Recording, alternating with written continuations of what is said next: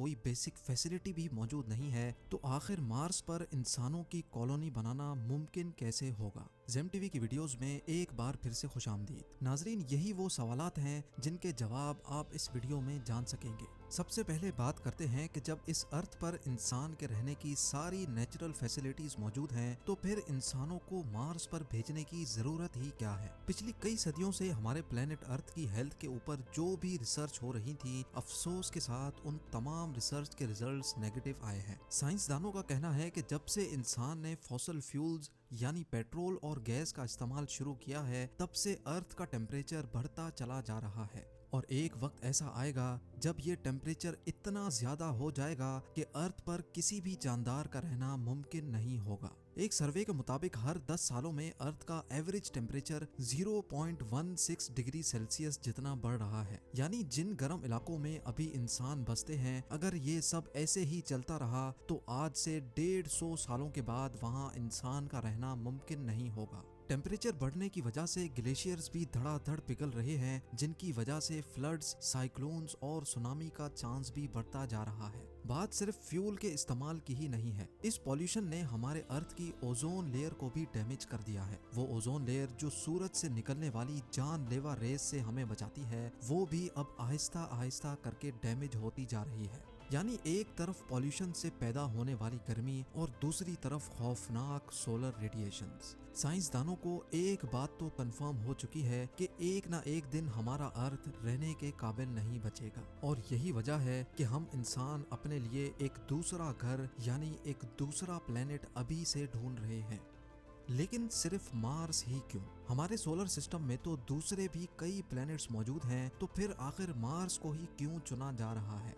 हमारे solar system में हमारा एक पड़ोसी प्लेनेट वीनस है और दूसरा मार्स। वीनस जो मार्स के मुकाबले में अर्थ से काफी ज्यादा करीब है, लेकिन हम वहां नहीं जा सकते क्योंकि वहां वही सब कुछ है जिससे हम भाग रहे हैं, यानी गर्मी। जी हाँ, वीनस सूरज के गिर चक्कर लगाने वाला दूसरा प्लेनेट है जहाँ गर्मी इतनी शदीद होती है कि लोहे को भी पिघला कर रख दे। दूसरी तरफ हमारा पड़ोसी है मार्स, जो सूरज के गिर चक्कर लगाने वाला चौथा प्लेनेट है। यहाँ वीनस जैसी आग तो नहीं बरसती, पर यहाँ सर्दी अर्थ के आर्कटिक रीजन से भी ज्यादा होती है। सिर्फ कड़ाकेदार सर्दी ही नहीं है जो मार्स पर इंसानों के लिए मुश्किल खड़ी करे, बल्कि ना ही वहाँ ऑक्सीजन है और ना ही पानी, यानी इंसान के जिंदा रहने की बेसिक फैसिलिटीज भी वहाँ मौजूद नहीं है। ये सारी कंडीशंस जानने के बावजूद भी नासा और इलॉन मस्क के पास आखिर ऐसा क्या प्लान है जिससे वो मार्स पर इंसानों को जिंदा रख सकते हैं?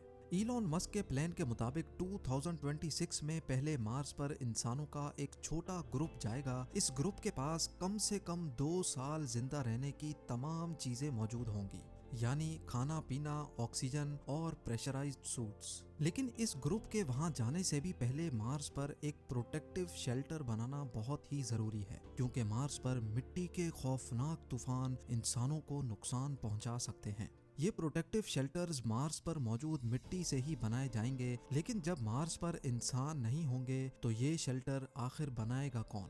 हैरत अंगेज तौर पे ये शेल्टर्स मार्स पर मौजूद रोबोट्स बनाएंगे।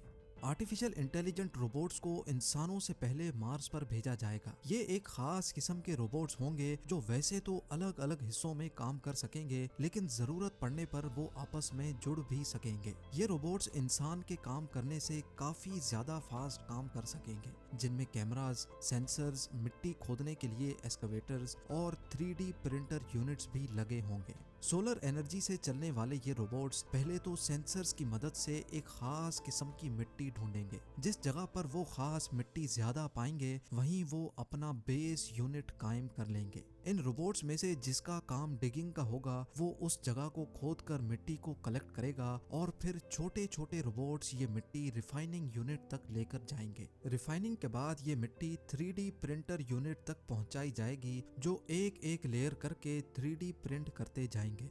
कई महीनों तक ये काम ऐसे ही चलता रहेगा, जिसको अर्थ से बैठकर भी मॉनिटर किया जा सकेगा। शेल्टर कंप्लीट होने के बाद स्टार्ट होगा रोबोट्स का दूसरा फेज।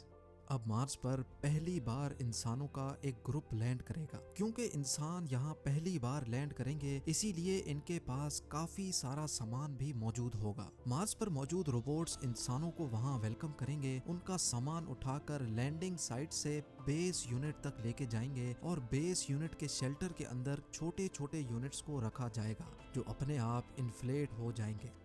क्योंकि मार्स का एटमॉस्फेरिक प्रेशर बहुत ही कम है, इसी वजह से इंसान वहाँ इन प्रेशराइज्ड यूनिट्स में रहेंगे, यानी इन यूनिट्स में अर्थ की तरह आर्टिफिशियल प्रेशर बनाया जाएगा। ये सारे प्रेशराइज्ड केबिन्स एक दूसरे से जुड़े होंगे और इनको इलेक्ट्रिसिटी देने के लिए एक सोलर फार्म रोबोट्स की मदद से कायम किया जाएगा। अगर किसी इंसान को बेस यूनिट से बाहर जाना होगा तो एक स्पेशल गाड़ी केबिन के दरवाजे से आकर फिक्स हो जाएगी ताकि दरवाजा खोलने से अंदर का प्रेशर लीक ना हो सके।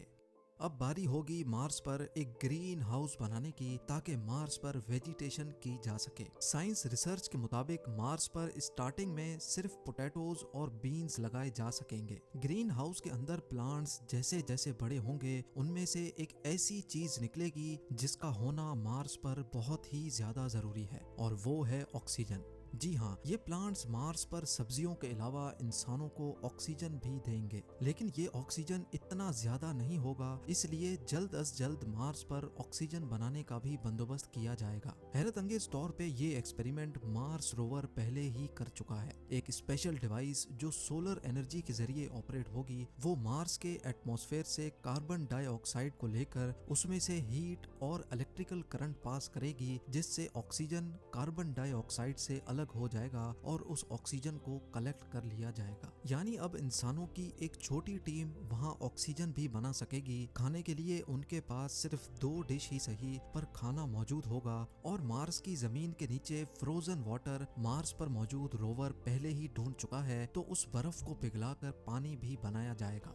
100 बातों की एक बात, मार्स पर भेजे गए इंसान अब बगैर अर्थ की मदद से जिंदा भी रह सकेंगे और वक्त पड़ने पर वापस अर्थ की तरफ रवाना भी हो सकेंगे। लेकिन क्या ये सब ऐसे ही चलता रहेगा? क्या मार्स पर जाने वाले लोग कभी भी अपने केबिन से बाहर नहीं निकलेंगे? अगर मार्स पर जाकर भी ऐसी ही जिंदगी गुजारनी है तो फिर इतने ज्यादा ताम झाम की आखिर जरूरत ही क्या थी? साइंसदानों के पास इस मसले का कोई सॉल्यूशन तो नहीं है, लेकिन उनका ये ख्याल है कि अगर मार्स के एटमॉस्फेयर में कुछ ऐसी चेंजेस की जाएं जिससे मार्स का टेम्परेचर बढ़ जाए तो शायद आने वाले 100 या 200 सालों के बाद मार्स वैसा ही हरा भरा हो सकता है जैसा अभी हमारा अर्थ है। यानी साइंसदानों के मुताबिक मार्स का टेम्परेचर बढ़ाने से वहाँ दोबारा जिंदगी पाई जा सकती है और इस काम के लिए जो आइडियाज दिए जा रहे हैं वो जानकर यकीन करना मुश्किल होगा।